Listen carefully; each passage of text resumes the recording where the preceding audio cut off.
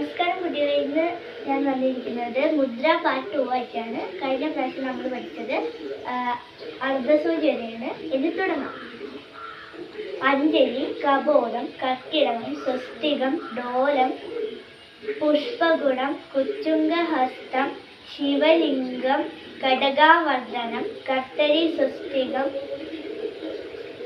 ശകടം, ശംഖ്, ചക്രം, ശംഭുടം, പാശം, ഈലകം, മത്സ്യം, കൂർമ്മം, വരാഹം, ഗരുഡഹസ്തം, നാഗബന്ധം, ഗട്ടുവ, പേരുണ്ടം, അവഹിത്തം. നിങ്ങൾ മുദ്ര എന്നും പ്രാക്ടീസ് ചെയ്യുക, എന്നാൽ മാത്രമേ നിങ്ങൾക്കിത് കിട്ടുള്ളൂ എന്ന് അഭ്യർത്ഥിക്കുന്നു. നന്ദി.